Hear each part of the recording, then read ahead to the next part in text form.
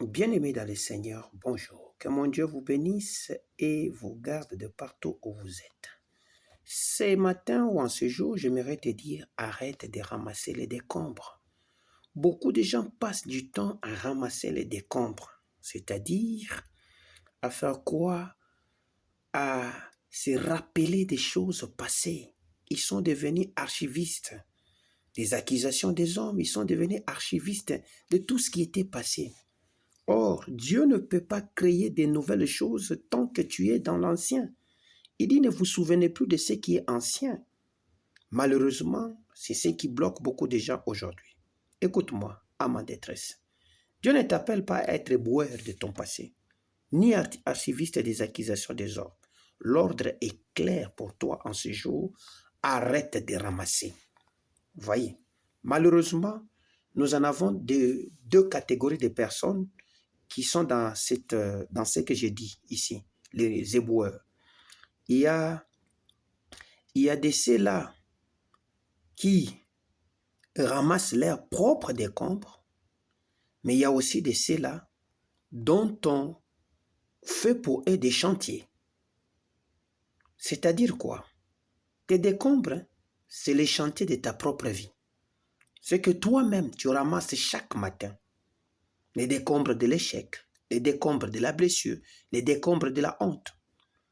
Les décombres de l'échec dans le business, par exemple, fermé, l'année redoublée, le mariage brisé, échec dans ceci, échec dans cela.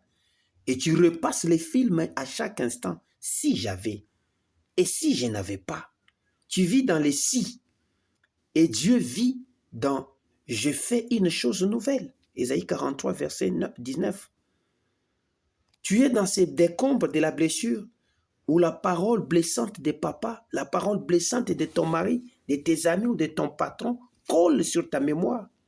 Et ainsi, tu es dans l'abandon et tu commences à glisser dans l'abus. Tu gardes les morceaux dans une boîte sous ton lit émotionnel.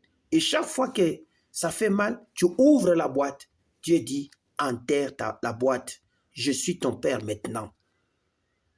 Malheureusement, il y a des décombres de la honte spirituelle. J'ai trop péché pour être utilisé. Pendant que Dieu t'attend sur le service, tu rétrogrades, tu deviens indigne, tu ramasses tes vieilles photos de chute. Le sang de Jésus a effacé ces choses. Ne te souviens plus de cela. Il y a de ceux-là dont les chantiers, on a ouvert des chantiers. C'est-à-dire quoi? C'est l'arme la plus vicieuse que cette génération a commencé à créer ou à utiliser. Les gens vont ramasser dans ton passé. Ils vont ressasser des choses dans ton passé. C'est là qu'il y a les décombres de ton passé numérique. Aujourd'hui, on ne fouille plus dans les tiroirs. On va fouiller dans ton Facebook de 2010, 2011, 2014. Tes anciennes stories, ton ex qui balance tes captures. Et toi, tu es transformé, baptisé, restauré. Mais eux ramassent tes anciennes statues, les anciennes photos, tes anciens combats. Ils te collent, c'est là. Alors que toi, tu es déjà nouveau. La Bible dit dans 2 Corinthiens chapitre 5, verset 17, les choses anciennes sont passées.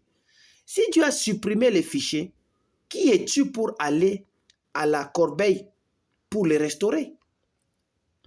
Il y a de ceux-là qui sont dans les décombres de la saison faible. Le jour où tu as craqué au travail, le jour où tu as pleuré à l'église, le jour où tu n'avais plus d'argent pour l'offrande, le jour où tu n'avais pas de transport dans les bus et que tu commençais à fouiller dans tes poches, malheureusement, ce jour-là, quelqu'un était à côté de toi, il voyait. Les gens ont filmé, ont photographié, mémorisé. Et maintenant, à chaque promotion, chaque élévation, ils ressortent les clips. Oui, mais on l'a vu quand? On l'a vu, ils disent ça. L'Esprit dit, je suis le Dieu qui transforme les saisons. Pierre a régné, puis il a prêché à 3000 âmes.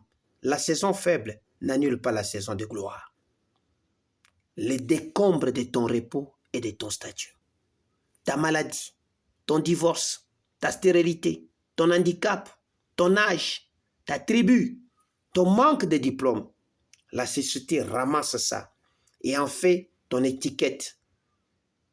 La divorcée, le chômeur, le malade, la femme trop âgée, dépassée.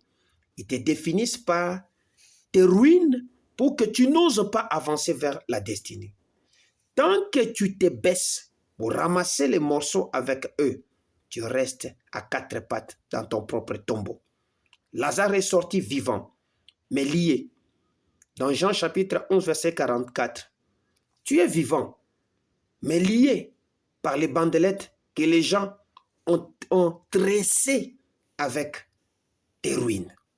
Pourquoi tu n'avances pas? Parce que toi-même, tu t'es laissé enchaîner. Et il existe 3 formes de chaînes. Chaîne de la justification.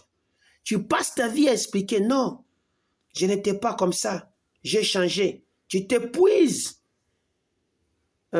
Tu épuises ta force à convaincre le ramasseur des décombres. Jésus devant Hérode n'a rien dit. Le silence plus le bouclier égale ta défense. Deuxième des choses, chaîne de la peur. Et si on ressort mon dossier, alors tu refuses la promotion, tu caches ton appel, tu n'oses plus aimer, tu vis pour cacher au lieu de vivre pour briller. Troisième chaîne, chaîne de l'amertume. Tu veux que ceux qui ramassent payent. Tu veux justice. Et pendant que tu te bats dans les décombres, ta terre promise t'attend sans toi. David n'a pas poursuivi Saül, il a poursuivi Dieu dans la Carvère. Alors Dieu donne un ordre aujourd'hui. C'est que lâcher et avancer. Et pour cela, tu as besoin de 4 clés. Clé de la décharge. Déchargez-vous sur Jésus. Clé du bouclier. Arrête de répondre à tes mains. Réponds avec ta bouche. Déclare le psaume 5, le verset 13. Tu m'entoures de ta grâce comme d'un bouclier. La clé du silence. Ésaïe 54, verset 17 dit, toute arme, toute langue qui s'élèvera contre moi en justice, tu la condamneras. Dieu n'a pas dit réponds, il a dit condamne-la. Clé de la marche.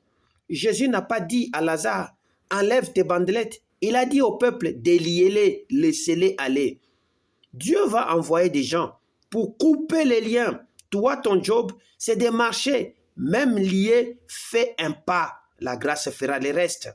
Au nom de Jésus, je te bénis. Tu es défini par ma grâce, dit le Seigneur. Lève-toi et marche.